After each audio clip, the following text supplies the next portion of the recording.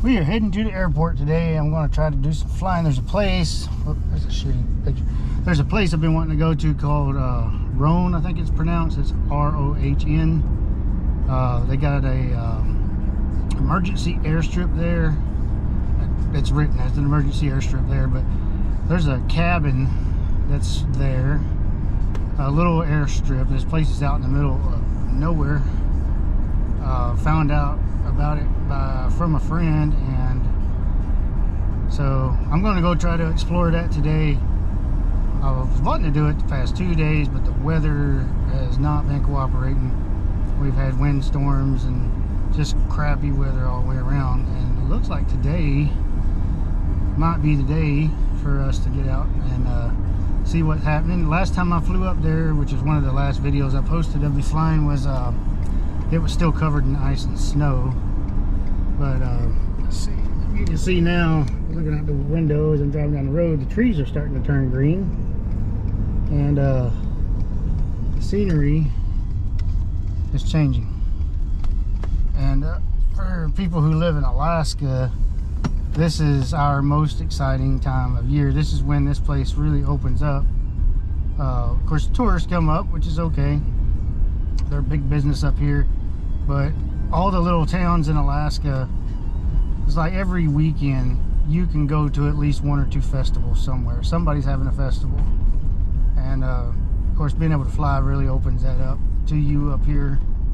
Otherwise everything's at least a 2 to 3 hour drive away from where you're at usually. It's kind of crazy, but that's just the way life is here. So, but anyways, weather permitting, we're going to try to fly north and go either over or through some mountains, not real big ones, probably 7,000 footers, 8,000 footers. And I've never been to this place, so I'm curious to what it's going to look like. I was looking at the topography maps and everything over there. It doesn't look like it's going to be hard to access, but depending on what the airstrip looks like and everything, we'll make a determination as to whether or not we want to land there. And but that's the plan. We're on our way to the airport. I'm going to check the weather, check the fuel, do all that stuff, and then we'll make a decision. All right, so we're at the airport, and it looks really good today. I'm going to top these fuel tanks off, get the old bird ready to go. There she is. Let you guys see what the day looks like out here. It's pretty impressive. Very nice today. So, all right, let's get these things topped off and be back with you.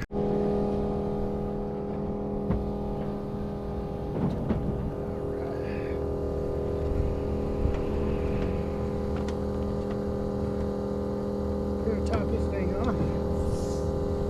The other tank should be full, but we'll double check it before we leave. This one here has only got maybe 45 minutes of flight time on it, so shouldn't take much.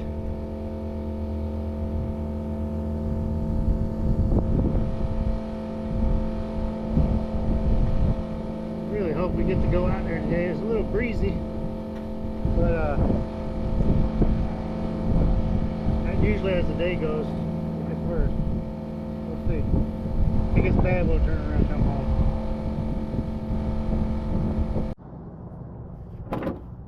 Alright. They said this one ought to be full. I don't think we burned anything on it. Yeah, it's still full. But you want to make sure. Last thing you want to do is run out of gas at 6,000 feet. That makes a bad day. Alright, so we got our tanks filled up. We're going to do a quick pre-flight. Shouldn't take too long. Simple airplane. Simple procedures. So, here we go.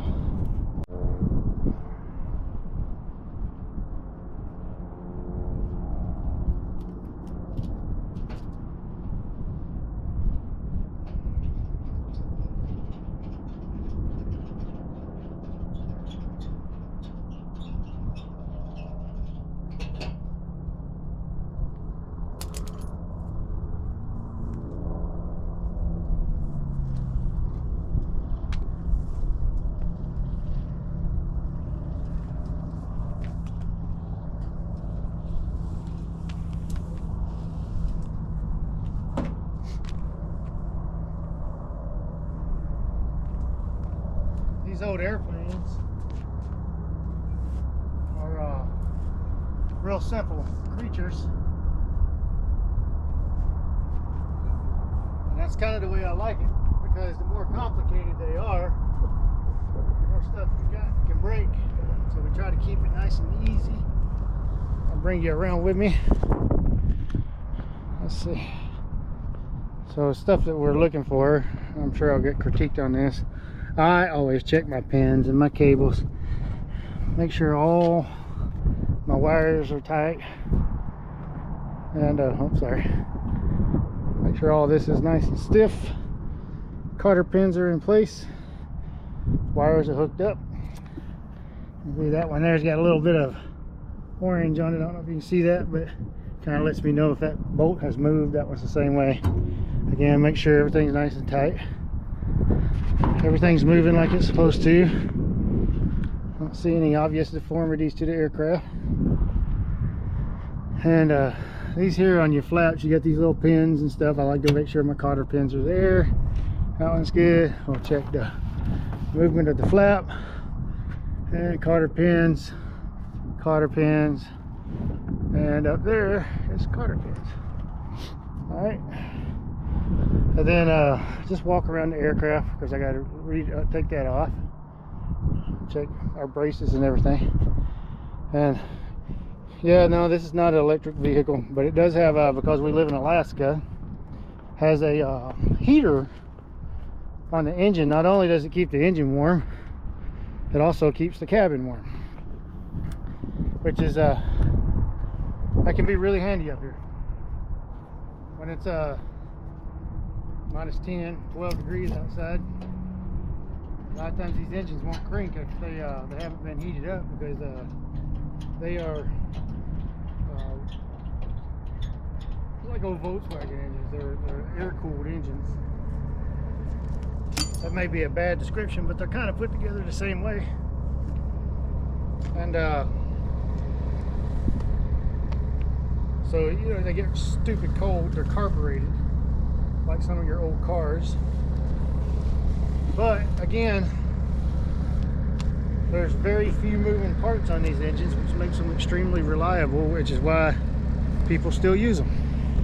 All right, so next I'll in here we'll open this cowling up. Just flop this over. And I'll show you what I mean. So there's your engine right there. Doesn't that look like an old Volkswagen engine? Pretty simple stuff. It's got magnetos back here. You don't have distributor caps, and some of you old Harley riders will recognize the magnetos. That's what they used before they started putting alternators and stuff on motorcycles. So we're just above, or excuse me, just below 6 quarts. That's kind of a happy place for this engine. And that's another thing about these engines. It's not, they typically do burn oil. I don't know if that's by design, but every airplane I've ever flown in so far, they use oil. Sorry, I gotta get these clamps on. But it's not like an excessive amount. You just have to keep an eye on it. And I don't know, every time you go out, you always check it. But this one here can hold, they say the safe mark for this one, I think, is I want to say they said, according to the owner's manual, is between 2 and 8 quarts of oil. But the thing is, you never want to put 8 quarts of oil in it, and you never want it to be below 5 quarts of oil. And if you put anything over 6, it will blow it out of the engine. So it's just, you're wasting it at that point. Otherwise, airplane looks pretty good. I want to load up some stuff. I took my survival kit out yesterday because it's getting a little heavy, but because we are going into an area where there's not going to be any help if we, excuse me, if we do find ourselves in a bad situation. I'm going to throw this thing back in the truck, or the airplane. That way we'll have it. I'll show that to you. There's a friend of mine built this for me. He's specializes in mountain survival and stuff. I helped him out with a couple of items, and in return, of course I didn't ask for it, he just kind of done it, kind of a good dude. He built this survival kit for me. And you know, especially in the winter time, like, or anytime you're going somewhere new in Alaska, you definitely got to have that, because weather can change on you in a heartbeat up here, and you get yourself in a lot of trouble real fast. All right, so I'm gonna get my stuff, we'll get loaded up, talk to you in a sec. All right, got in here, got everything starting to get hooked up. I'll get this old girl cranked off, but in the meantime I'm going to try to fit. Yes, this is my coffee. I drink one of these every day, every morning. I'm going to finish that off real quick. We'll crank this old girl up and see how she's running, and hopefully we'll get some good fly time in today. All right, thanks. All right, got everything ready to go. We're going to try to start this old girl. Alright, everything looks good. Clear prop. It'll help you turn the magnetos on. Try it again.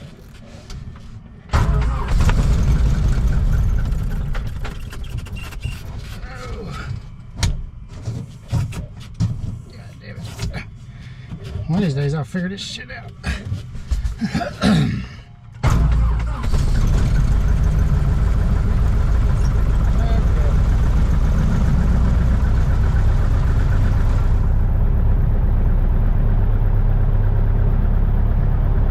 See you soon.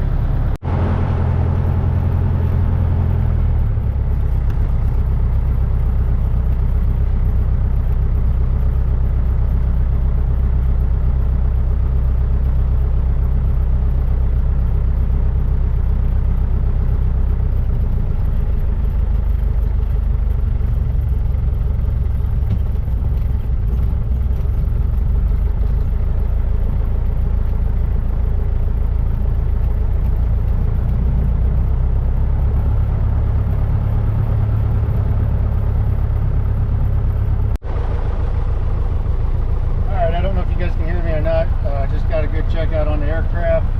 There's another guy in the pattern. We're going to be taking runway 4. We're going to be doing a left crosswind departure heading north to Rohn, R-O-H-N. It's an emergency camp area. Probably going to climb up to about 6,000 feet to begin with, and then we're going to, I'll try to get you guys some video, some decent video while we're flying.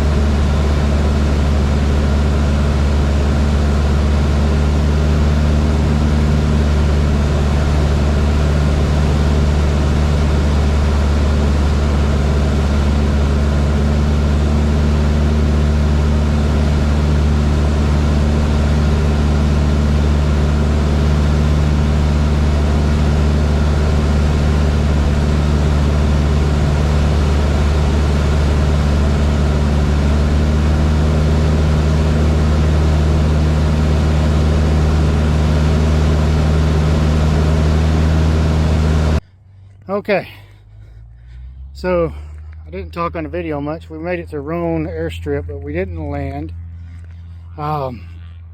It seemed like a really nice little strip, but it's only like 1,000 feet long.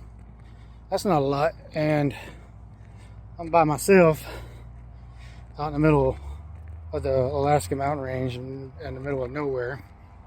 And so I decided just to keep on trucking, and I looked on my map, and my next closest place with fuel is a little town called McGrath, Alaska. And there's not a whole lot here. There's a pretty good airport, pretty good sized airport. I'm assuming this is kind of like a hub. People coming in and out here. I can hear a turboprop right now taking off. It's kind of weird because this cannot be a big town. All of the roads are gravel. And I feel like I'm walking through the city of Baxter where I grew up probably 40 years ago or more. Very, very few people here. So I'll give you guys a walk. Oh, by the way, the reason I'm walking is because by the time I got here, I'm running out of fuel. Probably it's about over 2.5 hour flight. So close to 3 hours, I think. And I'm burning, you figure, 9 to 10 gallons an hour. And I've got 36 gallons of fuel. So I'll try to update you if I ever find somebody to let me get some fuel. And because I tried to get some fuel at the pumps and they wouldn't turn on. So then I went to flight services, found out that all the phone lines are down and the internet, which, believe it or not, they do have internet. It's dialed up, I think, but it is here. Let me look over here. I'm trying to figure out where I'm going. Okay. And but yeah, that's kind of the situation. I have almost no fuel. I'm in the middle of freaking nowhere and looking for gas. So I'll update soon. So there's, it looks like McGrath School. Not sure what that building is right there. Those are probably the two biggest buildings in this whole town. That looks like a little cemetery. I do. Maybe a little church, I don't know. I'm going to say these are the folks that I'm looking for. I don't know, maybe it's not a long walk from the airport, maybe 1/10 of a mile. But yeah, hold on. That may be my fuel guy right there taking off. Because apparently this is his house. And supposedly he would be able to come to the pumps at the airport and kick them on for me and give me some fuel. If he's willing to do that. If he's not, then I may be spending a little time here in McGrath tonight. We'll see. Talk to y'all soon. Alright, so I talked to the fuel guy. He said that it's essentially you gotta give the system a little bit more time. Even if it gives you an error, you have to give it 5 minutes. He said most of the times it'll go back through. We're gonna go try it again. And hold on.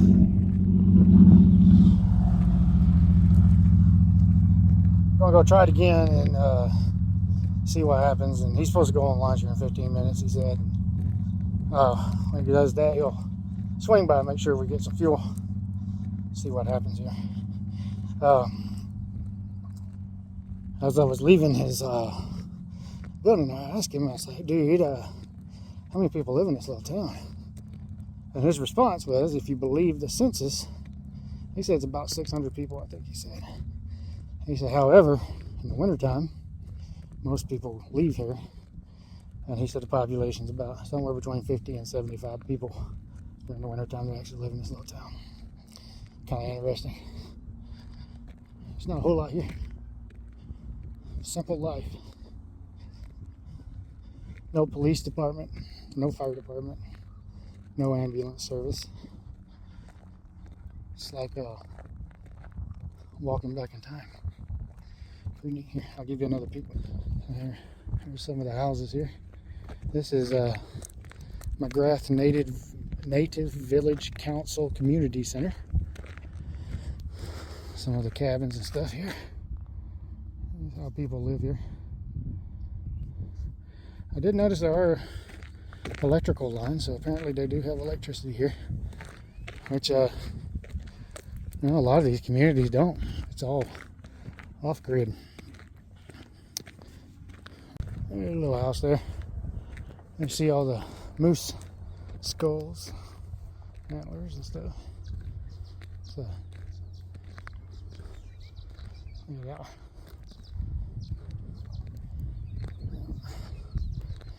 But down there's the airport. That's where I'm at. My plane didn't blow away yet. No, it's still there. I can see it. That two-story building there is flight services. That's where I went in and got my information from. It's actually kind of impressive. As small as this town is, the amount of equipment that they got in there. It's not an air traffic control tower, but they got a bunch of stuff in there to monitor traffic and give it guidance when you're coming in, wind, weather, all that nonsense. And I can tell you right now, the winds are picking up here a little bit. When I came into this place, this is the first time I've ever been on this side of the mountains in an airplane. They got a little hairy coming up in here.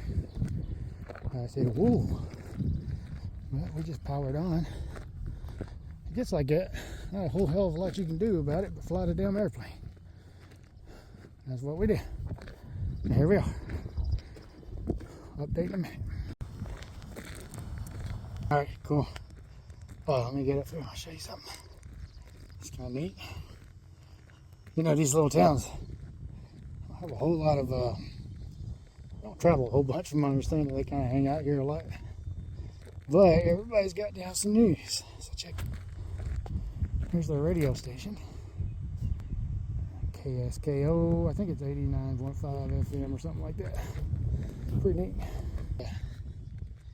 Anyways, I'll show you to you. I thought it was kind of cool. They gotta get their news somehow. So, as I was walking by, out to my airplane, the guy in the flight services building, which is like a block and a half away, I heard somebody say, yell out, hey, and he said there's a vehicle over at the pumps right now, and he thinks that's the owner of the pump. So we're going to go over there hurriedly and see if we can get some help. Alright, so I did get over here, and the owner was here. He turned the pumps on for me. And just to give you an idea how low on fuel I was when I got here, which I was okay. But this airplane holds 36 gallons of fuel, and supposedly 34 gallons of that is actually usable. And here at the pumps, I just put 27 gallons of fuel in this thing. So 27, I still had 7 gallons of fuel, which is perfect because actually I had technically 15 minutes extra because you're supposed to have, during daytime, FAA says you need at least 30 minutes of fuel to plan for, and I had about 45 minutes of fuel left, so that was more of the nighttime type stuff. So it'll be good. Alright, so I'm going to try to get out of here. The clouds are starting to get low. I'm going to climb up, and we're going to head back to Wasilla, so we'll see what happens. Thanks, bye. Alright, so I got fueled up, and I was taxiing out to the runway. I was going to do a quick run up, and I checked my right mag, and I had a pretty good miss. I did that the other day, and it was one of the spark plug wires was a little loose, it felt like. So we're going to check those real quick, and check it again and see if we can get back on the road.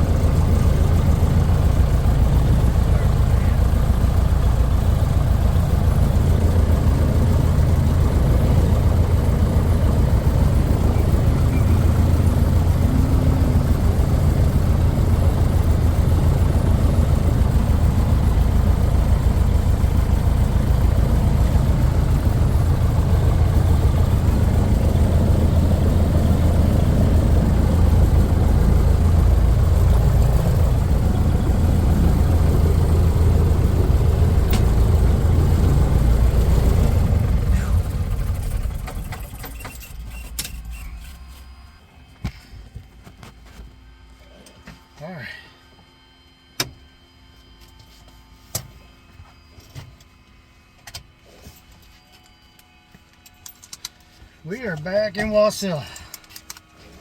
I believe that's some of the sketchiest shit I've ever done in my life. Woo! Hot almighty. That was,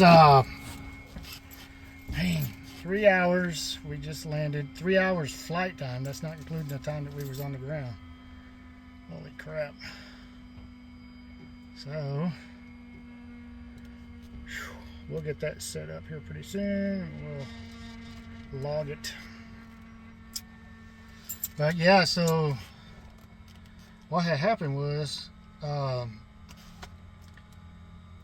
going to go through all this video here pretty soon and see if I can't get it right. But yeah, we got to the airstrip that I was telling y'all about. It's called Rohn, or ROHN. And obviously you'll be able to see from the video, there's a freaking beautiful area out there. But when I got to the airstrip, it was really nice, but the way the airstrip was sitting and the length of the airstrip and the fact that I was out there by myself without filing a flight plan, which I won't do that again, I didn't think it would be a good idea for me to try to land there, because there's no doubt in my mind that I could land there. It would be getting back out. That would be the problem. And I'd rather have somebody with me, you know, when I do that. If I get in trouble, then, you know, at least somebody will be able to tell somebody and get me out of there. But yeah, so anyways, we went through there. There was no fuel or anything around there, because you're literally out in the middle of nowhere. The runway there and the cabin is for, they put it there for people who, so the Iditarod runs through there. Pilots, you know, if they get in trouble, they can, it's supposed to be an emergency strip. So there's also a cabin out there, which I've only seen pictures of it. But it's one of those places, it's there just in case. So it's nice knowing that it's there, but I was wanting to go see it. But anyways, back to my original thought that there's nothing there. Like, there's no fuel, there's nothing. So I was like, I looked at the map and I was like, well, we can follow this river out of the mountains and we'll head toward McGrath, because they were the only airstrip around there that had fuel. Otherwise, I was still going to have to turn around and come right back through there and hope I made it to Talkeetna, which that would have been, I don't know. Anyways, we got to McGrath. You saw the story. We finally got fuel. Started the engine. Was having a miss. And this plane done that before. I think I may be having a spark plug. It might be taking a crap on me or something. Either that or a wire. I'll have to check that out. But it eventually kind of freed itself. But yeah, man, like when I came through the mountain range going to McGrath, it got pretty bumpy, pretty sketchy. But oh my God, coming back, that was probably, ain't no doubt, that was the sketchiest flight I've ever done in my life, which hasn't been that long. I've only had my license for a few months, about six or 7 months I've had my license. And yeah, that was pretty wicked. And then also, you know, the winds were picking up through the mountain ranges, because those things act like funnels. It funnels all the wind down through the valleys and stuff. And the winds were coming from Anchorage and Wasilla area. And so coming through the mountains, it was sketchy as hell. And then when I got out of the mountains on the other side were storms, was rain and wind. And like right now, I'm still sitting in the airplane here in Wasilla, and it's bouncing me around, just the winds coming through here. I wasn't expecting that looking at the weather this morning, and I checked all the reports. I didn't see that. But that's the reality of flying in Alaska, is it just changes. Like, you don't know. That's why, you know, they say, like, this is one of the most beautiful places in the world to fly, but it's also one of the most dangerous places in the world to fly. Just this past year, there's probably been 5 or 6 crashes and pilots killed. I would say since last fall. And it's not because they're not good pilots. Most of them's got way more experience than I do. But the weather changes. the situation changes. And then if you're flying over these mountains and you lose an engine, there's nowhere to go. So you pick a spot and you aim for it and hope for the best. That's why today when I was flying, I flew through the mountains, not necessarily over the mountains, because I was following a river, which most people know the rivers up here have a lot of sandbars and stuff. So that's why I was following the river. It's because it wasn't snowed over anymore, most of it, and there were places to land. May have been a little bumpy, but it could be done. So that's why we did what we did. I don't know, maybe somebody that knows better, give me some tips or whatever, but that was my way of thinking. We went from Wasilla past Skwetna. For those that live here, I went from Wasilla past Skwetna. We went through Hell's Gate. Heck of a name, right? Went through Hell's Gate, down to the pass down there where Roan's at. I can't remember what the hell it's called. And then on the other side of the mountains, and then to McGrath, and then came back the same way. We burnt the shit out of some fuel today, so we got basically 3 hours there and 3 hours back.